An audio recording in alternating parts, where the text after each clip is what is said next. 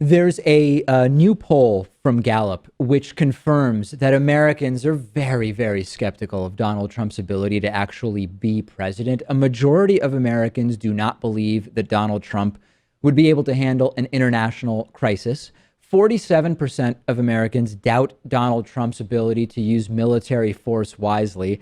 What gave you that impression? His lack of understanding of why dropping nuclear weapons on Europe would be bad? I'm shocked that it's only 47% that doubt Trump's ability to use the military wisely. 44% of Americans believe that Trump will not be able to avoid major scandals during his presidency. And for comparison, for context, Americans roughly had a 70% belief that President Obama, President George W. Bush, President Bill Clinton would do well in those areas, and Trump's numbers very, very low. Our fearless leader, even where he did well in this poll, Trump didn't do as well as his predecessor. So, for example, the American people have 60% confidence that Trump will be able to work effectively with Congress. The American people have 59% confidence that Trump will manage the economy well. And here's the key statistic for me. Donald Trump will enter office on January 20th with less support than President Obama will leave office with, who is, by the way, at the top of his presidential approval. It's not surprising to me. Trump can't handle Saturday Night Live skits about him.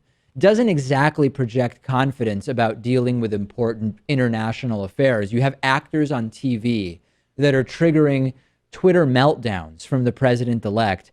Who would see that and say, this is the guy, Pat, that I trust to deal with a terrorist attack when he's triggered by Alec Baldwin on 11:30 Saturday night television? Well, definitely the minority of people. But if you look also at the presidential job approval numbers, usually at the very beginning of a term, it's at or near the highest. I mean, Correct. Obama had it in the high 60s. George W. Bush, even though he lost the popular vote the first time around, it was around 60%. Yep. Trump is starting off at around 40%. There's no telling how low it'll go. Now, there will be, so how would the Trumpists explain that? It's always a relevant question. They would say, there has been a coordinated smear campaign combined with more polarization than we've ever seen. And of course, corporate media and liberal media telling lies, that of course people are being influenced into thinking these things about Donald Trump. That's how the Trumpist would defend it. And it is true that we have an acutely polarized America right now. But when you look at what Pat is pointing out in terms of past approval ratings,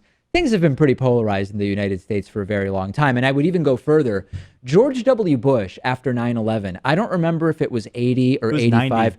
or 90% as it may have been approval rating.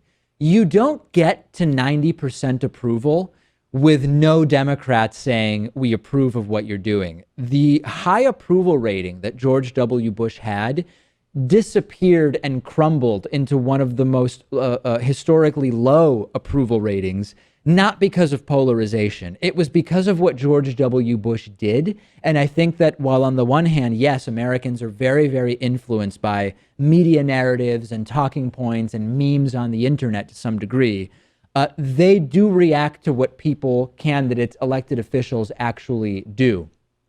Now, there's a real serious issue here, which is when I think about it, with what we know about Donald Trump's attention span, with what we know about Donald Trump's disregard for the laborers that built his buildings, how Donald Trump treats women, I wouldn't trust Donald Trump to supervise the fryer at a fast food restaurant. I don't know that he could even keep track of the oil temperature, keeping things clean, breaks for the line cooks, and whatever the case may be.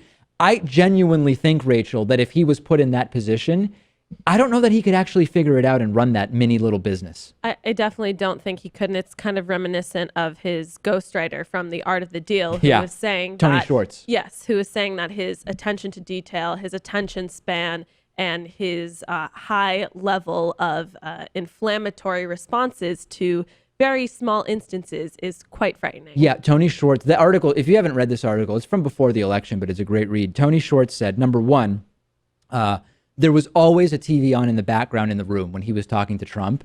And he would be looking for a second at Tony Schwartz, who's trying to write Trump's book, mind you.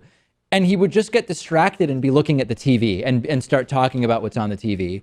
Tony Schwartz, in talking to Trump, learned that Trump basically does not read, and said he would be shocked to hear that Trump had read a single book, cover to cover, in the last 40 years of his life. Ben Dixon and Pat, actually, on the last week when I was away, had a really great segment about buyer's remorse going on with Trump, and that is super common. There's two groups of Trumpists as I see it. There's the fully committed Trumpists who will never turn away from Trump. But then there's the more reluctant and skeptical Trumpists who didn't want to vote for Hillary Clinton and said, well, I'm not going to stay home. I'm not going to do a third party vote. If there is a rift between establishment Republicans in Congress and Trump, that is only going to exacerbate the rift between the committed Trumpists and the ones who are a little bit more sane and logical. And again, that could be the environment in which progressives can really get in the way of Trump's nonsense. Yeah, because there were so many people who voted for Donald Trump who were otherwise Republicans, and he was just the last one remaining. Yeah. Or they were just so put off by Hillary Clinton that he was their only other option. Yep. I mean, maybe it's a 50-50 split, but if there's only 20% of those people remaining, that's going to be a very low approval number. What I know is that whether it's 50-50 or 20-80 or whatever the split is between the committed Trumpists and the reluctant Trump Republicans, those who start to break away from Trump's policies are going to do it loudly. They are going to have a presence in media, and we're absolutely going to know about it. Warby Parker is offering a free 5-day home try-on to give you the opportunity to check out their glasses. I personally wear Warby Parker glasses when I'm not wearing my contact lenses, and I also started with one of these free at-home try-ons of 5 pairs of glasses. You can get your free home try-on and support the David Pakman Show at warbyparkertrial.com/TDPS.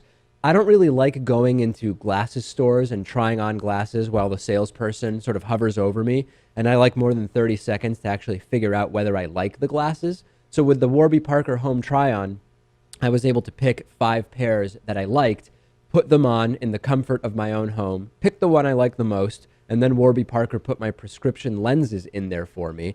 A lot of people don't know that the eyeglass industry is controlled by just a few big corporations that keep prices very high, like $300 for prescription glasses high, which is just insane. Warby Parker glasses start at $95. That's what mine cost.